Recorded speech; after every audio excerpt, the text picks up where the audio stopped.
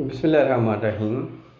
अगर आप इन चीज़ों का इस्तेमाल कर रहे हैं तो स्टोन बन सकता है किडनी में या ब्लडर में। ऐसे अज़ा जो सोडियम का इस्तेमाल ज़्यादा करते हैं, ऐसे अज़ा जो कोला मशरूबात का इस्तेमाल ज़्यादा करते हैं, ऐसे अज़रा जो हाई प्रोटीन्स लेते हैं, मतलब कि इतनी प्रोटीन्स की ज़रूरत नहीं होती, उससे एक्स्ट्रा प्रोटीन्स लेते हैं, या कुछ ऐसे अज़ा जो सप्लीमेंट्स का इस्तेमाल कर रहे हैं, ब्लैक टी का इस्तेमाल ज़्यादा करते हैं, चॉकलेट ज़्यादा खाते हैं, तो उनको स्टोन हो सकती है। अब देखिए, स्टोन से पहले चाहे वो पित्ते में स्टोन बनती है, मसाले में बनती है, या किडनी में बनती है।